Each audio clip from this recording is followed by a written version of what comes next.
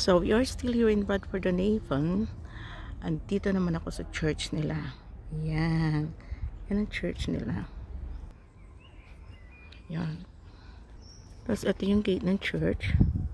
Pasok tayo. Lawak ko.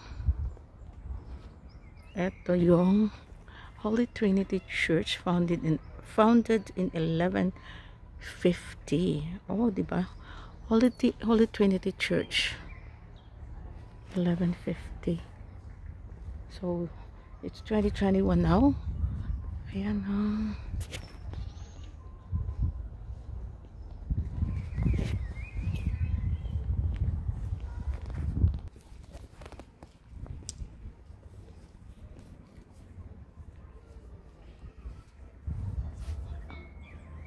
Holy Trinity Church founded in 1150.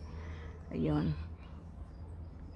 Tapos ito yung side ng church nila. Ang linis.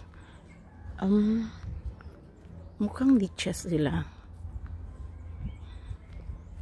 Oh, diba?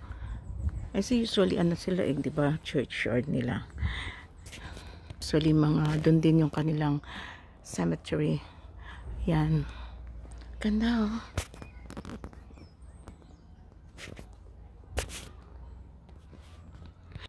At siguro yung mga pastors nila. Ayun yung church, oh.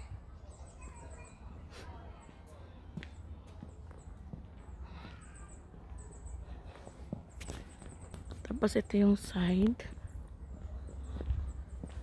Can't go in it. Huh? Can't go in.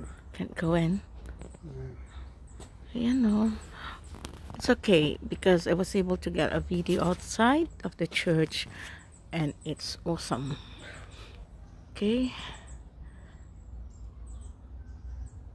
We are still not able to open Holy Trinity safely at other times of the week, except when they celebrate the Eucharist every Sunday at 9:30 a.m. Ayan. So, this is the Holy Trinity Church in Bradford-on-Avon. Halos magkakamukha naman sa kanila. The thing is, hindi masyadong crowded dito. Usually kasi yung kanilang churchyard, ang graveyard.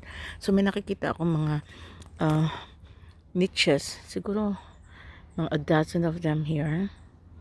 Siguro iba talaga nilipat na or natabunan na ng grass kasi may mga patches pa dito. So, most probably they are the pastors. Tapos meron kasi talaga ng libingan ng mga tao public, for the public. Ayan. And tapos may isang gate doon, so pwede ka mag-shortcut.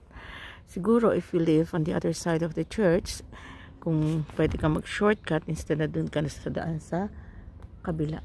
So anyway, we are still here in Bradford-on-Avon at marami pang mga beautiful places aside from this beautiful old church. At tingnan niyo yung mga tuktok nila, oh. Ayan. So, I'll see you in my next vlog kung saan pa merong mga old historical places. This is Mrs. Sally in Bradford-on-Avon. See you and thank you.